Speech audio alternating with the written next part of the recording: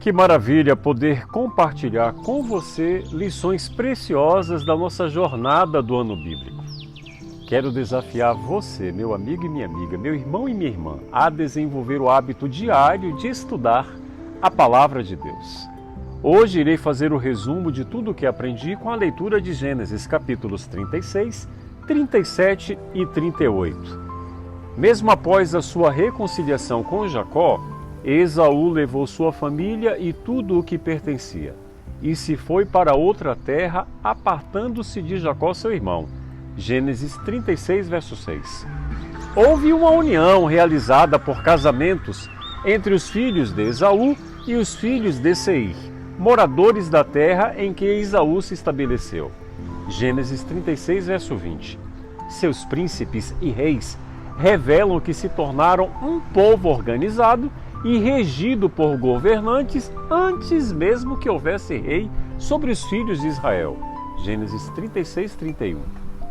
Para Esaú, a conveniência política era mais importante do que fazer a vontade de Deus. Através de seus casamentos, misturando-se com os povos pagãos, decretou de uma vez por todas a sua separação da nação eleita do Senhor. Enquanto Jacó se tornou Israel, príncipe de Deus, Esaú se tornou pai de Edom, Gênesis 36, 43, fundador de um reino ímpio e idólatra. As genealogias podem não ser os textos bíblicos mais agradáveis de se ler, mas acredite, possuem importantes informações que nos ensinam lições extremamente relevantes para a nossa vida. Saiba que o Senhor Deus desaprova a união do santo com o profano. Em cada aspecto da vida, o povo de Deus precisa dar ao mundo uma clara mensagem de sua fé. Ao unir-se sob qualquer circunstância em sociedade com o incrédulo, o cristão assume o risco de perder a sua identidade, assim como a identidade de Esaú mudou de filho de Isaque para pai de Edom. Infelizmente, muitos nos dias de hoje têm recusado a paternidade divina em troca de vantagens terrenas e provisórias. Mas um título nunca poderá substituir a essência. Esaú era o primogênito, mas foi Jacó que Deus viu um coração disposto a servi-lo e a amá-lo. Vamos analisar agora uma das biografias mais relevantes das Escrituras Sagradas. Ora, Israel amava mais a José que a todos os seus filhos, porque era o filho de sua velhice, e fez-lhe uma túnica talar de mangas compridas. Gênesis 37, verso 3. O favoritismo de Jacó por José, filho de sua amada Raquel, suscitou graves consequências. Além do ódio dos demais irmãos, José se tornou um filho mimado e delator dos seus irmãos, levando más notícias deles a seu pai. Gênesis 37, verso 2. Já não bastasse a predileção de seu pai e o ilustre presente que dele ganhara, José passou a relatar sonhos que via sua família inclinar-se perante ele, e seus irmãos o odiaram ainda mais. Gênesis 37, verso 5. O fato de enviar José ao encontro de seus demais filhos mostra que Jacó não fazia ideia do perigo em que havia submetido seu filho amado. Considerando os sonhos de José, não percebera os ciúmes que o consumiam os seus filhos. Os planos de Deus, porém, não incluíam a morte do favorito filho de Jacó, mas o caminho de duras provas que forjaria o seu caráter e o prepararia para uma missão grandiosa.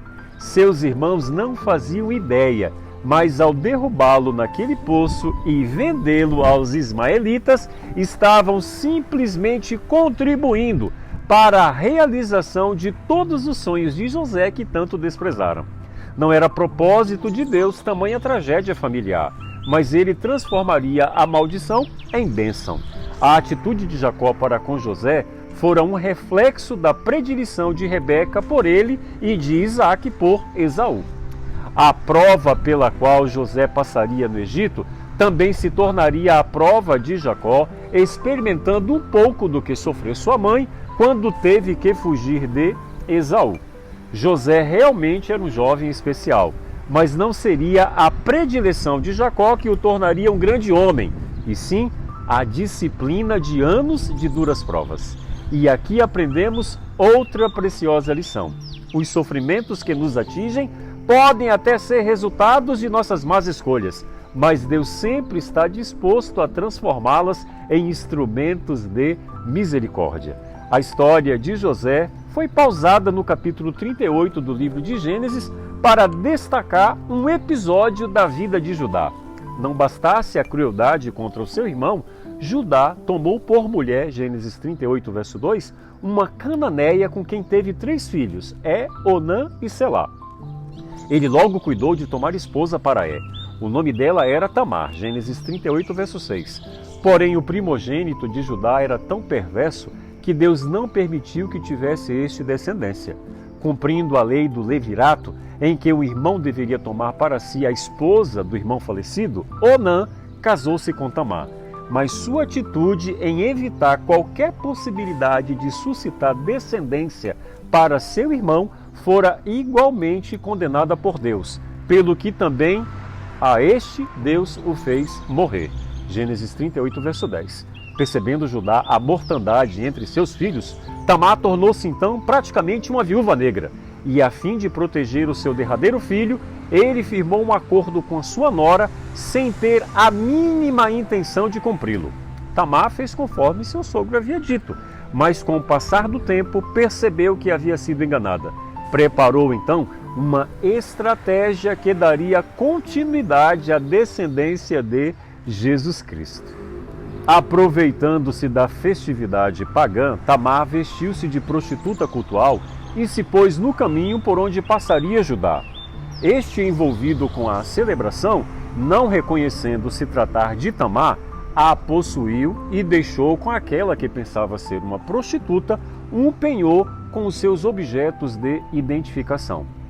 Passados quase 3 meses, Gênesis 38, verso 24, Judá foi avisado da gravidez de Tamar, que tão logo foi sentenciada à morte. Era a chance de vingar a morte de seus 2 filhos. Ele não tinha interesse algum na vida daquela que só trouxe dor e luto para sua família, qual não foi a sua surpresa ao rever seus objetos pessoais nas mãos de Tamar, que dele concebera gêmeos. Não era da vontade de Deus aquela relação ilícita, mas independente de nossas más escolhas, os seus planos não podem ser frustrados. Judá enganou e recebeu de volta o engano. Pecado gera pecado. Meu irmão e minha irmã, saiba que a genealogia de Jesus tornou-se uma das maiores provas de que o ser humano não tem nenhuma parte no plano da salvação. Composta de pagãos, adúlteros e impuros, não possui um só homem ou mulher que tenha alcançado ou conseguido alcançar a salvação por mérito próprio. Todos somos alvos do amor e da misericórdia de Deus. Deus, ele não impõe limites ao seu perdão, mas respeita quando nós impomos esses limites para com Ele.